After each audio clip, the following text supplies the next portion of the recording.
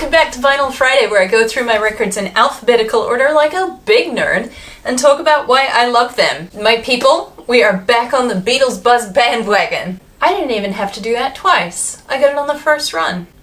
Well done me. Today, we start on this puppy. I am so pleased that you folks chose this album, because at least once a year, I do, for myself, a definitive ranking of Beatles albums from least favorite to most favorite. I did state at the outset that I am in fact a big nerd, and Revolver is an album that at least half the time occupies the top spot. I'm also pleased that we're doing this one because it is the perfect logical follow-on from Rubber Soul. So this seems like a good time, the beginning, to do a quick recap of what the Beatles have been up to since they finished recording Rubber Soul. Rubber Soul is released in December of 1965. It is wildly successful, namely because it's excellent. In 1963, 64, and 65, the Beatles released 2 albums a year. In the latter 2 of those years, the Beatles did a film with an accompanying album, as that seemed to be a bit of a lucrative winning model. Brian Epstein wanted them to do the exact same thing in 1966, and the Beatles were like, no, Brian, we are doing no more movies, thank you very much. Of course, they did do later movies, but that's irrelevant, I'm making a point. Suddenly,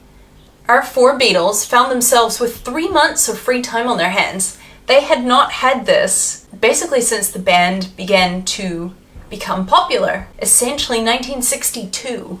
So our guys spent 3 months enriching their minds and doing things like going to avant-garde concerts,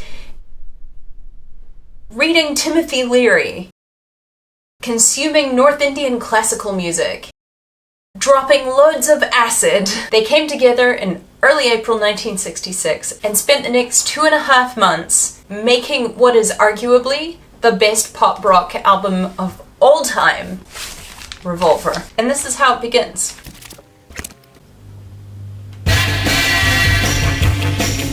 Just kidding. It starts like this. 1, 2, 3, 4, 1, 2.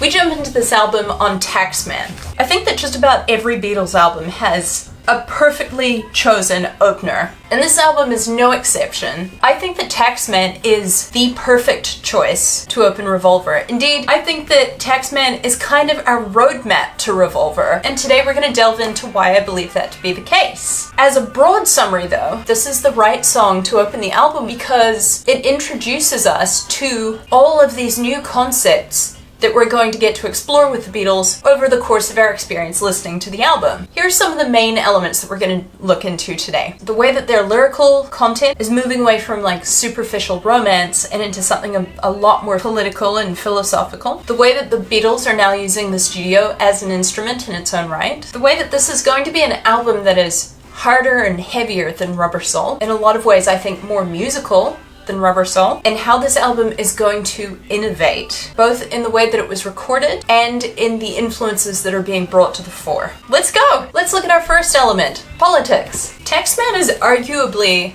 actually I scratched that, it is inarguably the Beatles' most political song to date, up until 1966. And to dig into that, we're going to call on our newest recruit, the political correspondent. Yes, thank you very much. Pleased to be on the team. What we've been able to ascertain is that at the time that Revolver was being written, the Labour Party was in government in Britain, and Prime Minister Harold Wilson had implemented a series of progressive tax initiatives, which meant that of what they had earned, Britain's highest earners were paying approximately 90% back to the government. Of course, nowadays we've got super billionaires who pay no taxes, but what do I know? Well, let's not get too political. Well, maybe next time we should bring on a diplomacy correspondent instead. Fair point. So in April of 1966, the Beatles were informed that 2 of them were nearing bankruptcy and 2 of them were not too far behind, despite their obvious success. You know, you're paying more money to the taxman than you are, you get so happy that you finally started earning money. And then you find out that, in those days we paid 19 shillings and sixpence out of every pound. Hence, so in opening this album on a song about paying your taxes, as listeners, we're being introduced to the idea that this is not going to be your standard Beatles album about girls. On this album, we're going to encounter songs about sleeping, submersibles, singing birds, and the very nature of life and death, among other things. There are very few love songs on this album, and the worldview of these musicians is expanding. Let's look into how the Beatles have set out with the intention to use the studio as an instrument in and of itself and to sort of explore the capabilities within that. Like here, have a listen to the top of the song. This is the very first thing you hear when you drop the needle, as I'm about to. 1, 2, 3, 4. 1, 2. Here's what I can hear in that introduction. Obviously there's the silly count-in, somebody's coughing in the background, there's tape being wound or rewound, there's the actual count-in right at the end. 3, 4! Like this is a song, and indeed an album, that not only announces that we are in the studio, but invites us as the listener to come to the studio as well. We can hear the process. As far as I can remember, we've never had a Beatles track or record or whatever where we can hear what are essentially outtakes. We get to look behind the curtain on this song. We get a little glimpse of the process that is going into creating this piece of work. Art. This piece of art. Because that's what it is. Another way that this song demonstrates that we're going to get a lot more studio wizardry on this album is in the repetition of the solo. Middle of the song, outro. Correct me if I'm wrong. I don't know why I still say that. Like, you're definitely going to, but, you know, I guess it's to demonstrate that I am open to correction and mild, kind criticism. Any meanness and I come apart, but, you know, constructive criticism, I can take that. But my understanding is that they recorded that solo and then they took it and they copied it and chucked it on at the end as well. I suppose because they could. I mean, you can just re-record the solo, but no, they chose to use the studio to do that. Cool. This is an album that saw the use of various speeds, so like recording things at a certain speed and then slowing them down so that they sound different. With the speeding up of the voice, of course, we can get unreal effects. They're done by doubling the speed of the voice. Now, this puts the voice up an octave, exactly, in music. Or that in reverse, like with Rain. Which we'll come back to. Playing tapes in reverse. But take the sound of an ordinary cymbal, for example. Have a listen to this. Now, have you heard it backwards?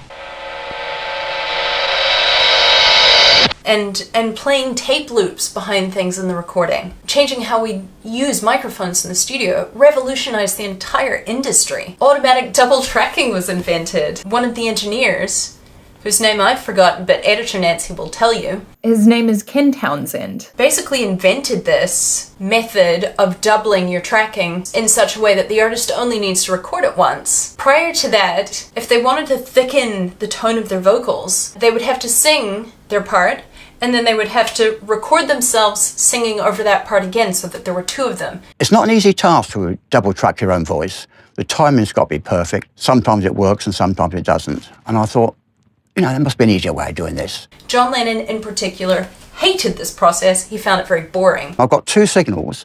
One is the original signal, and then the same original signal, but delayed by about 100 milliseconds. I can put the two together and see what it sounds like. And it actually worked quite well. We played it, and John Lennon was most impressed, actually. He fell in love with it straight away. That led to the creation of effects like chorus, which means that without this album, you couldn't have this.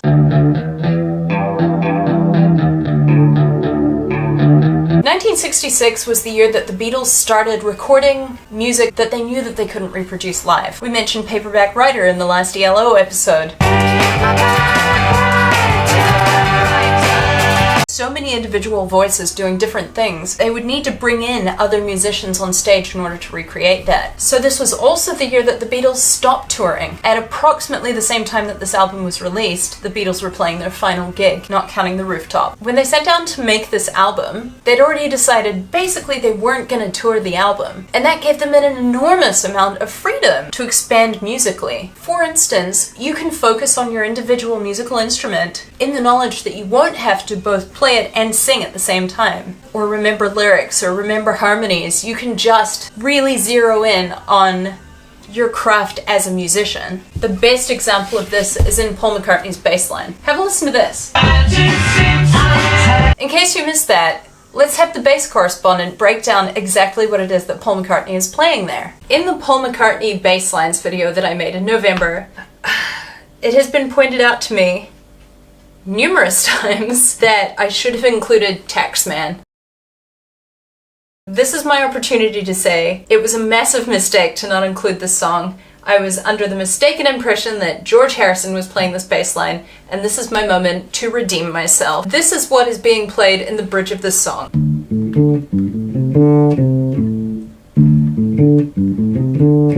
Except he's playing it this fast. And no, I don't think I'm overthinking this, because this philosophy has definitely been corroborated by the Beatles and the people around them. We're cracking out all the correspondents today because it's a special day. We're starting a new album, so let's bring on the Storytime correspondent to talk about this some more. We will be taking today's reading, as always, from the good book.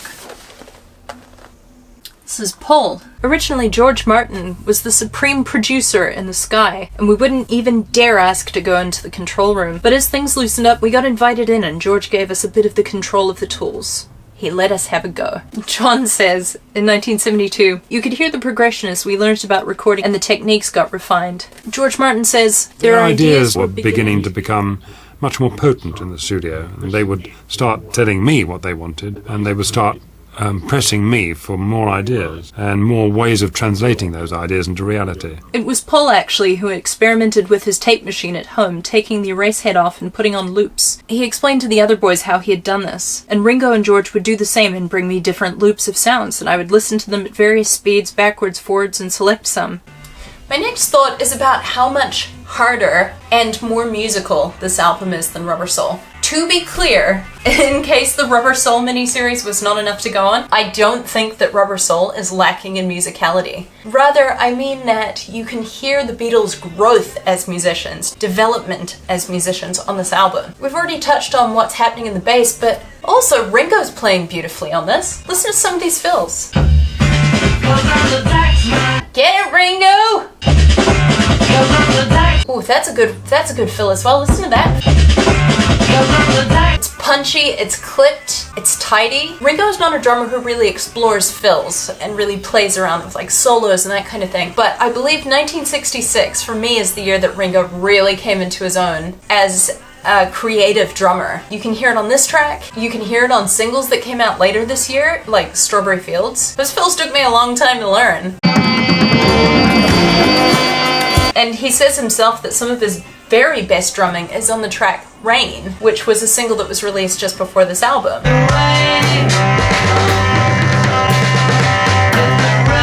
And in case you don't think that's that impressive, bear in mind that this song was actually recorded way faster and then slowed down. This is what the original recording sounded like. But we're not here to talk about Rain, we're here to talk about Taxman. It's not only the musicians that are playing better. The engineer Geoff Emerick, as a young man, he brought all of this innovation in the style of recording. But over the course of recording this album, even within the first day, Geoff Emerick revolutionized how we record music. Some of those things we discussed earlier, and we will definitely explore in much greater detail over the course of this series. But one of the things that he did is put something soft inside Ringo's bass drum. That sweater with the 4 holes in, which came from the Help film, I think. In order to dampen the sound a little bit, and then place the microphone right up against the bass drum, which they were not allowed to do. I was in trouble. Oh, I could have been fired tomorrow. He did a very similar thing with the bass, except he'd sort of rigged up a loudspeaker in reverse so that he could use it as a microphone and place that up against the amplifier anyway. All of this to say, it made the rhythm section much bigger and much more prominent. You get this big boom, which had never been heard before. And that is one of the things that I think contributes to this being a harder, louder, snarlier, older album than Rubber Soul. It's got a lot more punch, a lot more grit, and a bigger rhythm section. I mean, listen to this. What's really cool about this rhythm section here is that Ringo is doubling Paul's bass part. So if Paul is playing, what Ringo's playing with that is this. He's just playing the kick and the snare. Kick sounds like this, snare sounds like this, and he's playing this.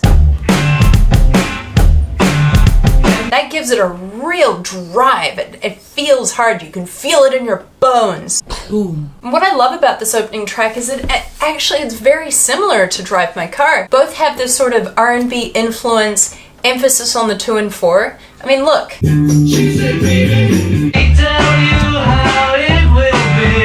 Opening Revolver with a song that is so similar to Drive My Car means that the differences become really stark. You can see how they have changed and progressed and matured as musicians, and how their vision has grown. Ugh, love it. And it works because the subject matter is so much heavier and bigger and bolder and more mature, so the music matches that perfectly. A+, Beatles! The last thing I'd like to get into in this video is that this song demonstrates to us as the listeners that the Beatles' minds have been opened. We've already covered the new and exciting ways that the studio was being used, but that carries through into the music. They're doing things that they have never done before. John in 1966 said, "One thing's for sure. The next LP is going to be very different." As Paul McCartney said in 1966, of this album, there are sounds that nobody else has ever done before. I mean nobody. Ever. That's a hell of a statement to make, and granted, Paul McCartney, I think, as a young man, could be quite large-headed, but he's not wrong. As we mentioned in the beginning, these 4 guys had gone away for 3 months on their like Beatles sabbatical, and they had come back with their brains saturated. All of these little things that were now tickling their brains, these new discoveries, they transferred into the music. One of these things that you can hear most obviously is non-Western inflections in the guitar solo. Have a listen in particular to this part of the solo. The open and the close of that solo are pretty standard blues licks. That middle section, what's happening there? Let's ask the piano correspondent. Piano correspondent, what's happening there? I am glad you asked. So, most of this song is in the key of D major. It's a D major group. And most of the solo follows a sort of groovy riff around that chord. Until here. So instead of playing this note, which plays throughout the song, this one, the major 7th it's called, which turns it into this kind of a smush of noise. While the rest of the song sounds like this kind of a smush of noise. It gives it this sort of beautiful, otherworldly quality. And then right at the end, we go back to that kind of bluesy, which is established by this note.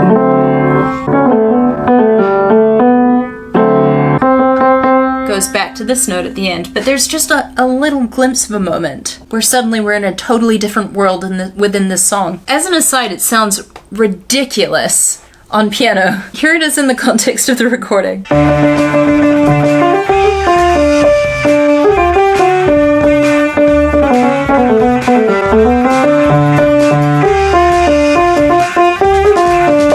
Yeah, this is definitely a solo that was built for guitar. I also really love how sloppy the timing is. It's, I shouldn't say sloppy, how loose the timing is. It's very sort of open to interpretation, which again breaks from the sort of metronomic Western music tradition. It's groovy.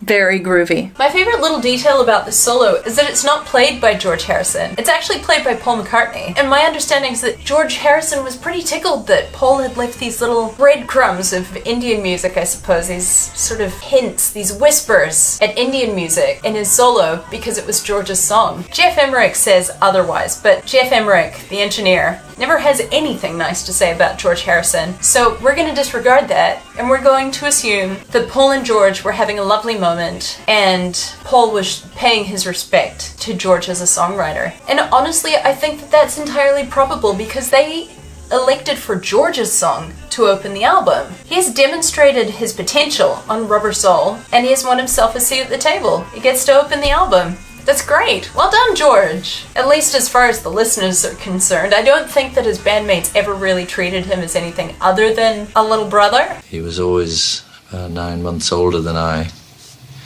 Even now, he's still 9 months older than me. But, yeah, as far as the listeners are concerned, he is, if not an equal, then very, very close to Paul and John as songwriters in the band. So this non-Western music will show up throughout the album. Again, this opener is a teaser to what's coming. And one of the things that's coming on this album is more Indian music. Love it. Give us more. Of course, it would be very remiss of me to not mention the influence of acid. I know that it's sort of a trope about the 60s, and we like to make a joke out of it, but a paper published in the Journal of Psychopharmacology in not 1922, 2022, found that compared to placebo, LSD did the following. Quote, increased novelty, surprise, and originality, and also increased symbolic thinking. I know that anecdotally, as a society, we kind of knew that, but it's currently being legitimized in scientific spheres, so that's cool. But those are all metrics that we use to measure creativity. And nowhere, I think, is that better demonstrated than on this album. John and George go away and do a whole bunch of acid, and then come back to the studio and do things that are unheard of, innovative, novel, exciting, mind-blowing, totally out of left field. I mean, if you look at Rubber Soul, it is a step up musically from Help, but you can see the progression. You can definitely see how some of the songs in Rubber Soul are hangovers from Help. Revolver, on the other hand, is a hard left turn. Like, if you had only ever heard the Beatles' output from 1963 to 1965, I think you would be hard-pressed to predict Revolver. I think the thing that I love most about this album is it's so impressive in its scope and in its vision. This album is monstrous in its ambition. And you could make the same argument for Sgt. Pepper's, but what I think that this album has that Sgt. Pepper's doesn't is a lack of self-consciousness. You know, with Sgt. Pepper's, they were trying to make something lofty and big. With this album, I feel like they were still just making music and just following their noses and seeing where it was going to take them. And they ended up with something revolutionary. There's a charm about that I just can't put into words. I love it. I love this album! So while this song definitely is a nod to their earliest influences with the R&B feel, these new exciting sounds definitely point us in the direction of the innovation that is to come on this album. And that is why I think Taxman is the perfect roadmap to Revolver. To recap, it's got the more mature subject matter. It uses the studio as an instrument in the way that the track is recorded and in the way that they use elements of the song and repeat them later on. It's got the harder sound and the stronger musicality, and it's got genre-defying influences that come in and blindside us. This is gonna be a hell of a ride, people. I love it. And I'm so excited that you're here to come on this adventure with me. Thank you.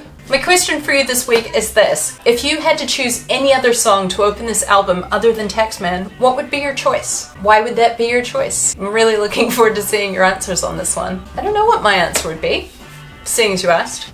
Yeah, not sure. I'd like to know what you think. One last little thing that I find fun about this song, despite everything that I just said about Ringo's musicianship really being elevated on this album, it ends much slower than it begins. Have a listen. That's it for me. Thanks for hanging out with me. If you enjoyed this episode or you would like to support any of the weird things I do, I'll leave a link in the description from my Buy Me a Coffee page, where you are welcome to make a donation, but not obliged. No pressure, friends. Thanks for hanging out with me. I'll see you here next week. Have a great weekend! Hey! Stop that! I can't believe you just did that.